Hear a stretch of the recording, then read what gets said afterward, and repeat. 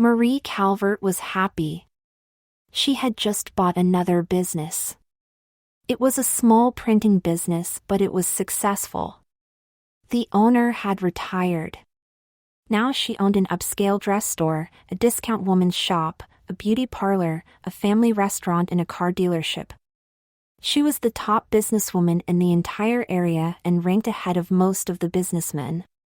She was known as a no-nonsense woman who ran things with an iron hand. That night when she got home, she told Margot, her maid, about buying the printing business and about how she had beaten two men who were looking for financing before they made a serious offer. The owner wanted a quick deal and had gotten her price for it. Her husband, John, came into the room and she had to tell him. He was happy for her. They kissed and went to eat supper. As they were eating, she told him to take smaller bites. He did as she said. He asked her for some money to get a haircut, and she told him that since he never leaves the house, why did he need a haircut? She was being obstinate and he knew it, so he didn't pursue it.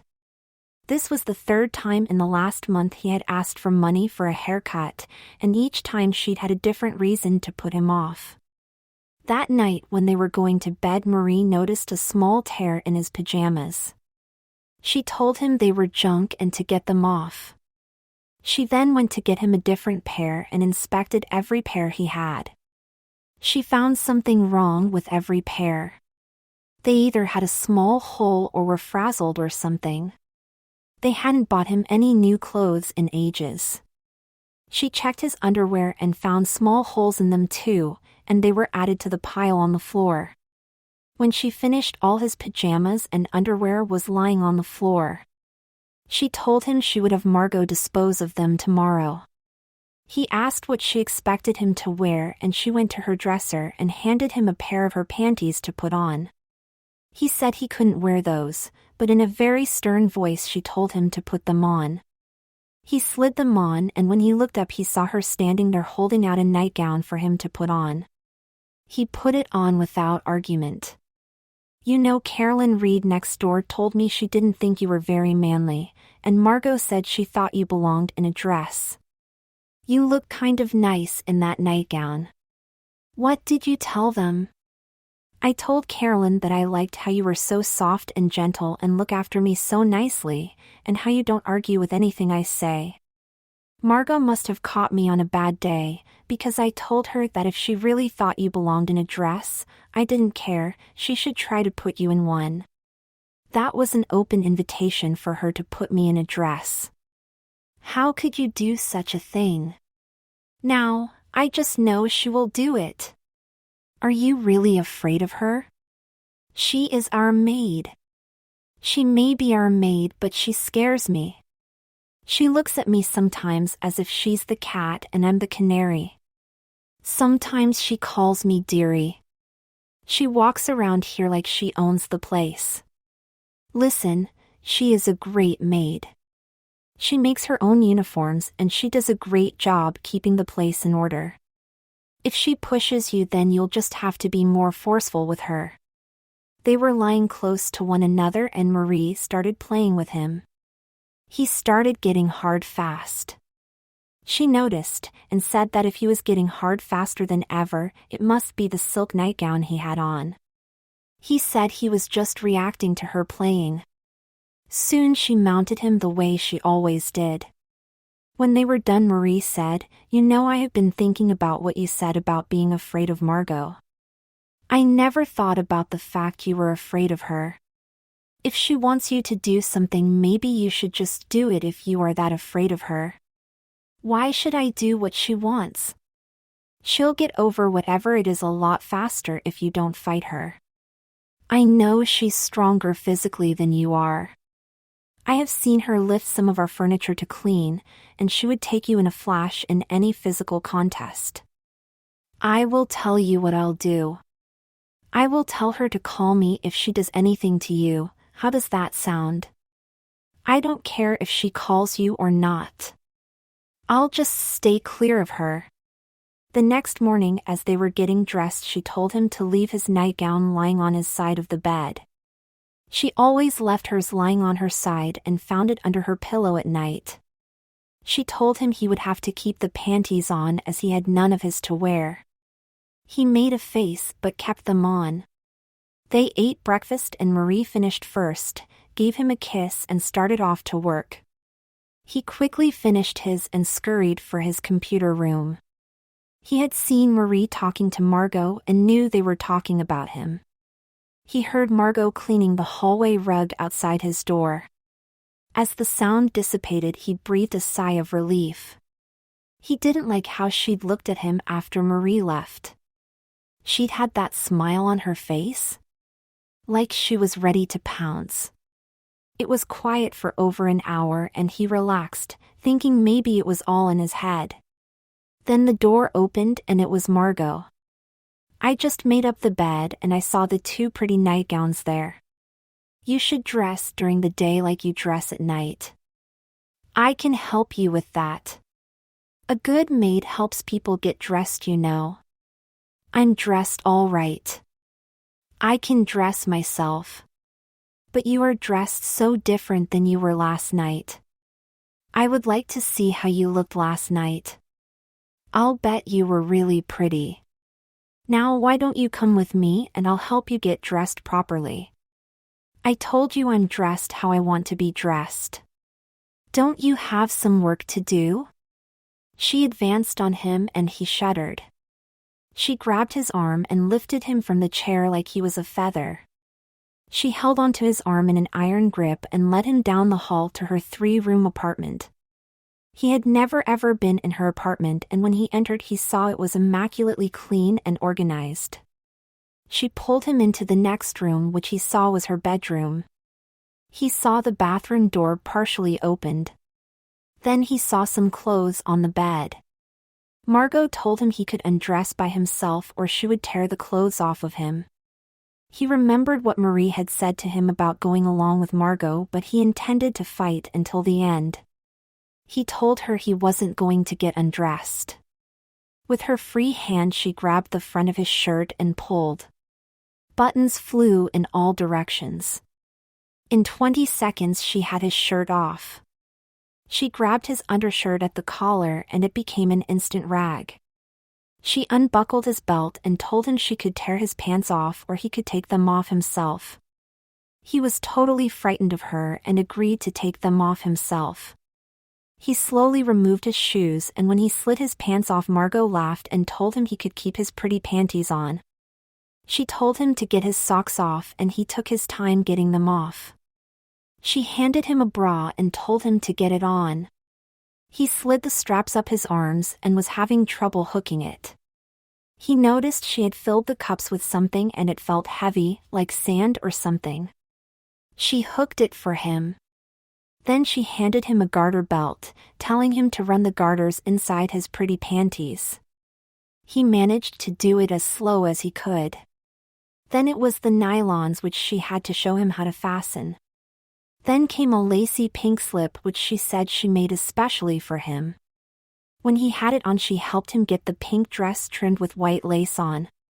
He looked at it and thought there wasn't any place left she could have put lace. She told him she spent a week working on the dress as she buttoned the small buttons up his back. She went to her closet and produced a pair of pink pumps with 3-inch heels. He had them on in a flash and she told him to turn around for her. He did in a state of shock. She told him he looked pretty and that pink was his color. Then she said he was missing something and she knew exactly what it was. She took him into her bathroom and had him sit on the little stool that was there. She left and quickly was back and tied a wide pink ribbon in his hair, arranging his hair in as feminine manner as possible. Then she told him the woman of the house always wears makeup. When she was done he was wearing frosted pink lipstick, light pink eyeshadow with eyeliner and blush over his foundation. She said that was the best she could do. She told him it was lunch time and he followed her to the kitchen. He had a bit of trouble walking in the heels but it wasn't bad. They ate at the counter and it was quiet until he had finished. "Your lipstick is smeared. You have to redo it after you eat, every time. Here it is, now go. There is a small mirror behind the pantry door for me to check my appearance when company comes. He went and obediently redid it. He saw her smiling when he came out of the pantry. You do look just darling in that dress. I think you should wear dresses all the time. You look so nice and they fit your personality so well. You must admit you are not the manliest man in the world. He headed to his computer room just steaming over what had happened. He immediately tried to unbutton the dress to get it off but could only unbutton the top button. Finally he gave up and started on his computer. He saw it was time for Marie to get home but he didn't go to meet her as he usually did. He didn't want her to see him in a dress. The door opened and Marie walked in. Oh, you look so nice. I love your makeup. Stand up so I can see how you look in your new dress. He stood up blushing and looking at the floor. She told him to turn around and when he did she told him he looked beautiful. She came and gave him a kiss on his cheek. Margot called me and told me you looked pretty in your dress but I didn't think you'd look this pretty. She told me you needed more dresses and everything else to wear so I brought you some more clothes. All of your own clothes are getting ratty anyway. The only thing is that your hair could use some work. I think I'll call Mary Beth and see if she can work you in. She walked out and he felt like crying. He could have strangled Margot for calling her to tell her about him being in a dress. He started to worry about how Marie had gushed over him being in a dress. This wasn't good at all. He was called for supper. As he entered, Margot commented on how well he was now walking in his heels. He didn't need this. He didn't say anything. As they were eating, Marie told him she had talked to Mary Beth and she had agreed to open at 8 to take him and that they didn't have any appointments until 10 so he would be there alone. She said she would take him there and then pick him up when he was done. He knew he wasn't going to get his usual haircut. That night when they were going to bed, Marie told him she thought he was prettier than she was. She said if she had known he would look that great in a dress she would have had him in one a long time ago. He knew it was senseless to try to talk her into telling Margot to let him wear his men's clothes. She told him to leave his bra on. The next morning he was shocked when Marie handed him a blue slip to put on and then held out a blue full-skirted dress embroidered with yellow daisies on it. He put it on and somehow wasn't surprised when she handed him a pair of blue heels to wear.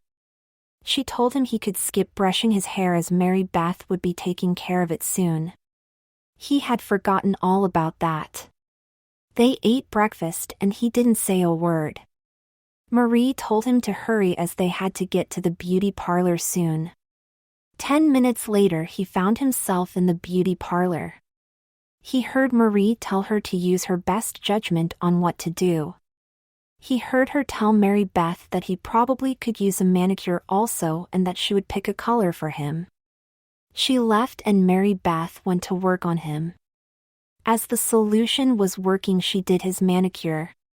He liked how the filing and smoothing went, then she started to apply color. He asked if that was necessary. She said his wife had picked it out and she didn't argue with the boss.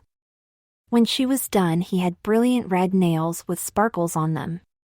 She then said she had a few minutes left before the solution was ready, so she made up his face. She told him she was using the colors that were right for his coloring.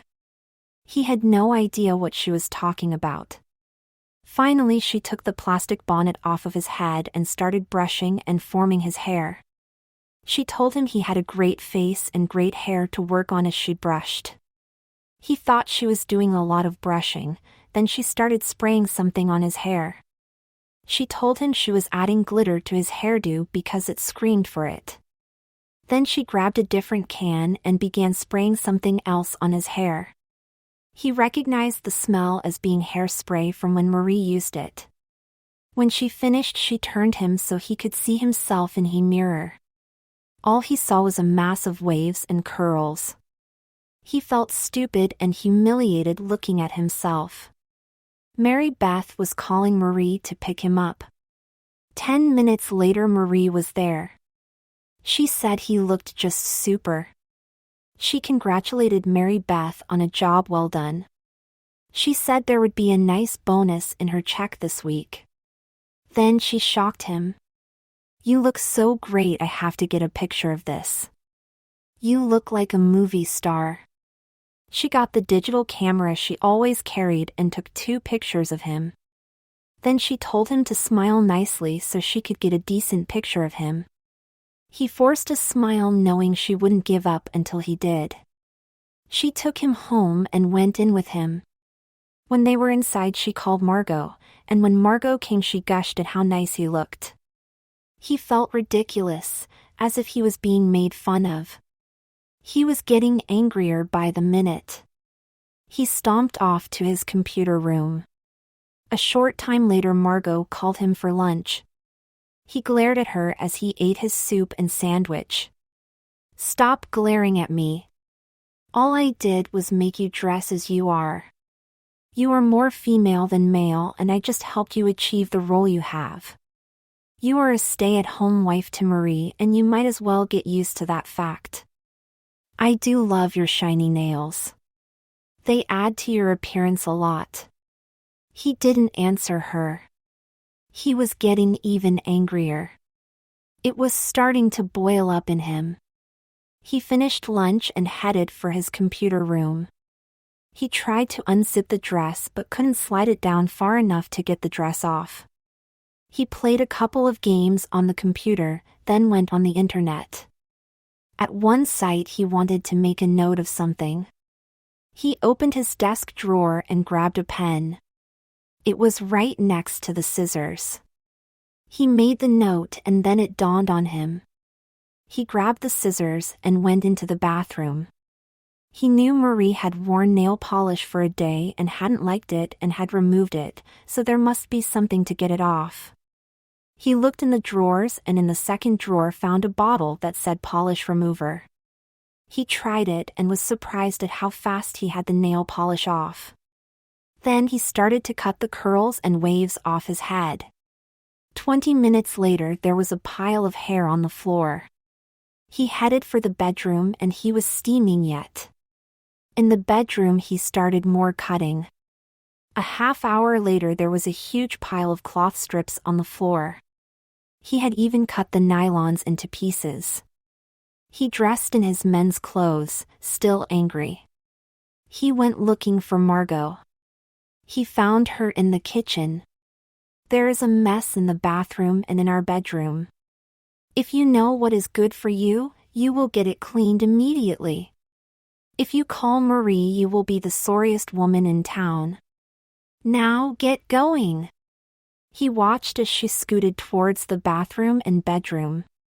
He felt better, but he was still angry. He went to his computer to work off his anger. He found he was still boiling, so he shut his computer down and went out to the backyard. He hadn't been out there in ages. He sat on the glider and forcefully pushed it with his feet. He was still angry but was settling down somewhat. He was still swinging when Marie came out by him. She took one look at him and thought he looked like a madman, with his hair so uneven and the look of anger in his eyes. "What happened to you? Why did you do this?" "I did it because I wanted to." "You went too far. You could have stopped it in its tracks, but you didn't. You encouraged it. I don't care what you do, I have had enough. If you can't accept who I am, then something will have to be done about it." "I don't care." She sat down next to him on the glider. "Oh, John, I am sorry. When I saw you wearing that pretty dress, I just got carried away. You know, you did look pretty. You didn't put up any strong protest, so I thought I would help you by making you look prettier than you were. If I'd known it was upsetting you that much, I would never have allowed it to continue. I love you, that you should know. I know you are not pushy or strong-willed, and I guess I forgot you have feelings like the rest of us. Please forgive me, please. He was feeling better now. I guess I can forgive you if the dress wearing is over. Your days of wearing a dress are over. I will assure you of that. You really do need to do something about your hair though.